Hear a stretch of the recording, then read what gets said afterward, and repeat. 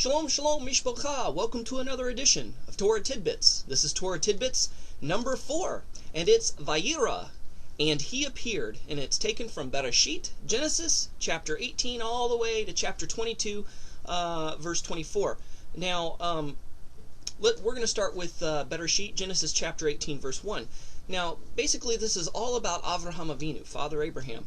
Avraham Avinu is the epitome of hospitality and compassion, so much so that angels and God himself were eager to allow Abraham to be their host. And it says in Bereshit 18:1, it says, "And Yahweh appeared unto him in the plains of Mamre, and he sat in the tent door in the heat of the day."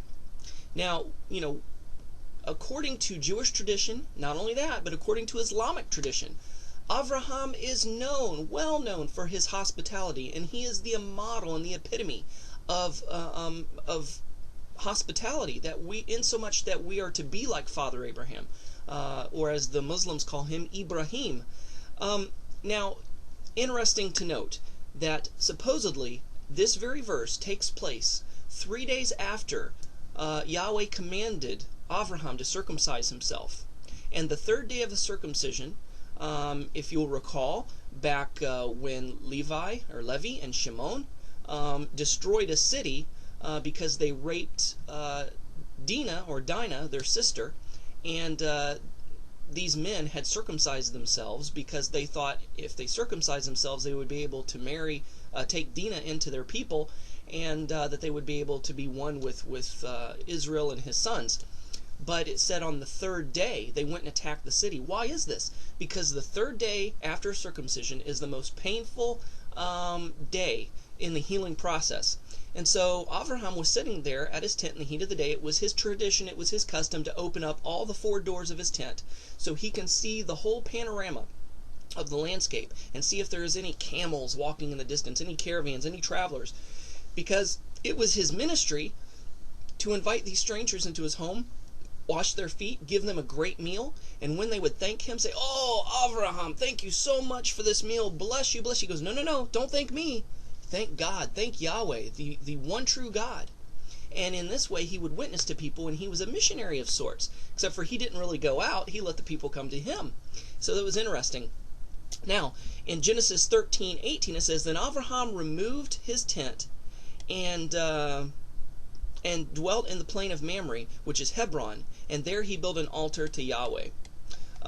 So, that just kind of like what I said before about Avraham being hospitable and having people come to him, and him kind of being an evangelist of sorts. And, because it was, the plains of Mamre was supposedly a heavily traveled trade route, so to speak. So there was a lot of people who had a lot of opportunity to do this. Now, at this third day after the circumcision, there were 3 strangers that came. Now, Jewish tradition would say that they were just 3 angels. But according to Nazari tradition, we know through the scriptures, by the way the Hebrew is worded, that it was God manifesting himself in human form, which was pre-incarnate Yeshua, basically, and 2 angels accompanied him. How do we know there were 2 angels? Because those 2 angels were sent to Sodom and Gomorrah to convince Lot and his family to leave, because Sodom and Gomorrah was going to be destroyed. Now, when these 3 men came, God and 2 angels, Avraham didn't say, "Oi, vey, I'm in such pain. Oh, gentlemen, usually I would invite you in, wash your feet, and have a great meal for you, but I'm in such pain because Yahweh had told me to circumcise myself. So, sorry, come back in a few days, and maybe I can treat you." No. If you read the scriptures, it says he hastened. He was quick. He totally blocked the pain from his mind, didn't let the pain get to him. He ran to Sarah and said, Sarah, prepare a great meal for these men. Also, if in reading this, you kind of get to throw the whole Orthodox Jewish tradition of not mixing milk and meat together, because we see that God himself in human form participates in this meal, and that there was meat and dairy mixed together in this meal. So we can safely say that rabbinical tradition of not mixing meat and dairy, while it's good, if you want to practice it, that's fine, no big deal. But according to Torah, the literal sense of the word, it's not really a commandment. that verse about not mixing milk and meat was literally talking about a pagan sacrificial rite, where pagans would literally take a baby goat, a kid, and boil it in its mother's milk while it was still alive. And the life force and energy of this dying kid would ensure fertility among the livestock, and an abundance with the field, with the crops. And so that's literally what it was talking about. So the rabbinic tradition made a fence around this to make sure that they would keep this commandment by not even mixing milk and meat together to consume, because the who knows, maybe the milk that you drank, in the cow that you were eating, maybe they were related or something, and the boiling, the seething of the digestive juices was considered seething or boiling a kid in its mother's milk. So I think that commandment was taken to the nth degree. If you want to follow it, fine. If not, whatever. But anyway, so we see that these three men came in Bereshit 18:2, and he lifted up his eyes and looked, and behold, 3 men stood by him.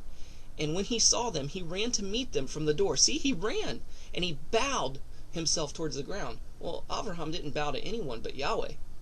And he said, "My Yahweh, if I have found favor in thy sight, pass not away, I pray thee, from thy servant." He knew somehow that the main guy in this group was Yahweh himself.